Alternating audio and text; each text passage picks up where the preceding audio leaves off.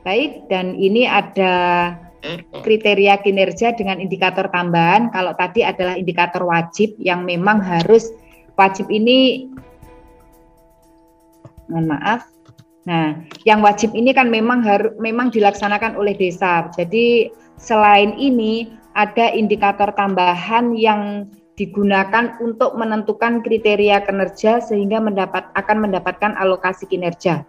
Jadi ada 4 indikator tambahan, salah satunya adalah pengelolaan keuangan desa, kemudian yang kedua pengelolaan dana desa, yang ketiga capaian keluaran dana desa, dan yang keempat capaian hasil pembangunan desa. Indikatornya sama dengan indikator wajib tadi, tapi yang membedakan adalah kita bahas satu persatu. Ada yang membedakan keterkaitan indikator wajib dan indikator tambahan dalam pengelolaan keuangan desa. Jadi sesuai dengan PMK 201 sangat jelas dijelaskan keterkaitan dengan indikator tambahan bagi desa yang nanti akan mendapatkan alokasi kinerja.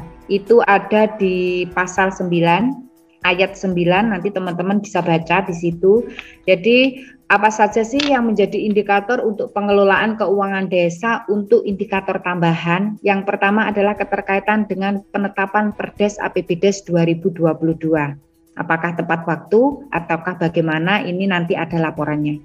Kemudian yang kedua, keberadaan Perdes mengenai RPJMDes 2021 ada atau tidak, keberadaan Perdes mengenai RKPDes 2022, keberadaan dokumen rencana anggaran kas desa tahun 2022.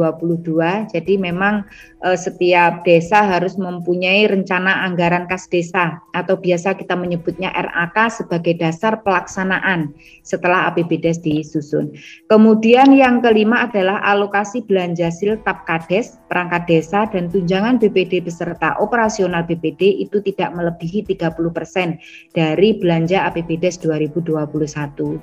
Jadi kalau alokasi wajib tadi, pengelolaan keuangan desa yang digunakan sebagai dasar penghitungan adalah pengelolaan keuangan desa di tahun 2021, sedangkan untuk tambahan regulasi-regulasi yang mengatur adalah yang digunakan di tahun 2022. Jadi memang ada perbedaan yang mendasar. Kemudian selanjutnya ketersediaan infografis atau media informasi lainnya tentang APBDes 2021. Kenapa ini dijadikan sebagai salah satu indikator? Karena memang untuk memberikan transparansi bagi masyarakat tentang APBDes yang ada di desa. Jadi memang secara langsung ini sudah kita dampingi desa setiap tahun anggaran pasti juga membuat infografis yang dipasang di lokasi-lokasi tertentu yang mudah dijangkau oleh masyarakat dan itu kita laporkan baik melalui SID maupun laporan kita yang ada di Monef Dana Desa ataupun di laporan laporan kita di laporan bulanan. Kemudian selanjutnya pengelolaan dana desa. Jadi kalau indikator tambahan tadi yang pertama adalah pengelolaan keuangan desa, yang kedua adalah pengelolaan dana desa. Jadi ini yang memang perlu dipahami oleh desa jika memang ingin laporan kinerjanya baik, maka pengelolaan dana desanya juga harus baik. Apa saja yang perlu diperhatikan? Yang perlu diperhatikan adalah keterkaitan dengan prosentase belanja bantuan langsung tunai terhadap total dana desa tahun 2021. Jadi prosentasenya sudah sesuai dengan prioritas penggunaan dana desa yang sudah ditentukan oleh kementerian atau belum. Jadi itu dapat dilihat sebagai dasar untuk penilaian kinerja desa. Kemudian yang kedua, prosentase belanja untuk peningkatan kualitas hidup masyarakat desa terhadap total dana desa di tahun 2021. Jadi semua akan bisa terbaca melalui laporan yang nanti dilaporkan melalui aplikasi yang sudah disiapkan oleh Dirjen Perimbangan Keuangan. Kemudian yang ketiga, prosentase belanja atau pembiayaan untuk penyertaan modal pada BUMDes terhadap dana desa tahun 2021. Jadi suka tidak suka memang keterkaitan dengan penyertaan modal atau pembiayaan untuk penyertaan modal itu menjadi penilaian kinerja untuk indikator tambahan. Meskipun prosentasenya sedikit, tapi tetap ada penilaian keterkaitan dengan penyertaan modal BUMDes, karena ini juga merupakan menjadi prioritas dari penggunaan dana desa. Kemudian persentase belanja untuk penanganan COVID di luar bantuan langsung tunai dana desa terhadap dana desa tahun 2021. Kemudian persentase belanja untuk PKTD, persentase untuk belanja penanganan stunting, persentase untuk biaya ketahanan pangan nabati maupun hewani, serta persentase belanja teknologi informasi dan komunikasi tahun 2021. Kalau kita melihat indikator tambahan untuk menilai kinerja baik atau tidaknya desa, ternyata adalah apakah desa itu menggunakan dana desa sesuai dengan prioritasnya. Meskipun nominalnya sedikit, jika nanti di aplikasi ada nominal di situ terkait dengan persentase-persentase akan memberikan tambahan nilai bagi desa. Kemudian yang selanjutnya, untuk indikator tambahan, salah satunya adalah capaian keluaran dana desa. Jadi apa saja untuk melihat capaian keluaran dana desa itu terlihat dari jumlah tenaga kerja dari desa setempat yang dilibatkan dalam pembangunan desa dari dana desa tahun 2021. Artinya begini teman-teman, capaian keluaran dana desa itu adalah dana yang sudah diserap dari RKD, kemudian digunakan untuk kegiatan-kegiatan yang sudah direncanakan.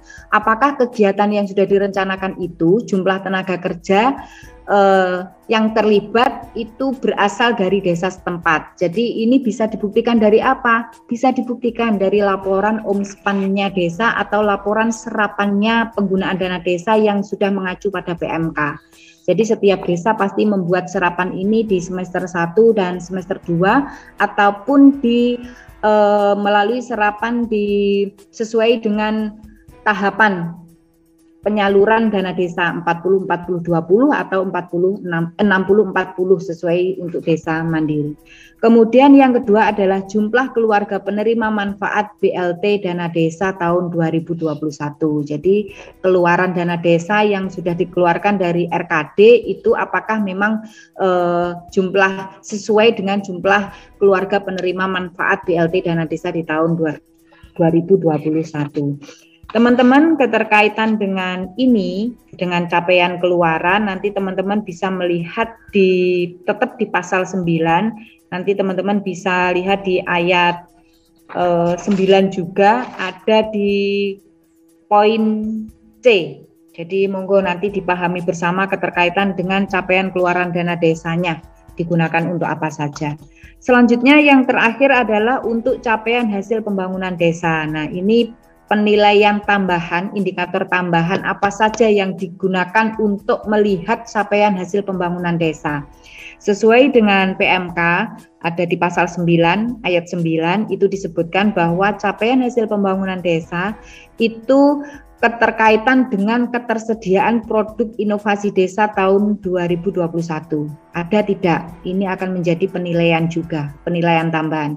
Kemudian besaran kontribusi BUMDes untuk PAD tahun 2021. Nanti juga akan terbaca di IDM-nya teman-teman ketika teman-teman mengisi APBDes untuk mengisi pendapatan asli desa yang bersumber dari dari BUMDes. Adakah kontribusi untuk PADes yang diberikan oleh BUMDes? Jadi secara tidak langsung semua akan terbaca oleh kementerian. Kemudian yang ketiga, status desa yang stop BAB sembarangan di tahun 2021. Artinya memang ini nanti ada kolaborasi dari sumber data yang digunakan oleh Kementerian Keuangan keterkaitan dengan capaian hasil pembangunan desa. Kemudian yang keempat adalah jumlah ketercapaian pelaksanaan pembangunan berkelanjutan desa pada tahun 2022. Jadi suka tidak suka, siap tidak siap, semua ternyata terbaca. Jadi ada aplikasinya dan itu semua ranahnya kabupaten dan kota untuk mengisi aplikasi yang sudah ditentukan oleh Kementerian Perimbangan Keuangan. Baik, kabupaten kota melakukan penilaian kinerja desa berdasarkan kriteria utama dan kriteria tambahan pada aplikasi yang dibangun oleh Direktorat Jenderal Perimbangan Keuangan. Jadi ini sudah kami sampaikan tadi bahwa yang melakukan penilaian kinerja itu adalah pemerintah kota dan kabupaten sesuai dengan aplikasi yang sudah diberikan oleh Dirjen Perimbangan Keuangan. Sumbernya dari mana? Ya tetap dari desa, laporan dari desa, semua bersumber dari desa.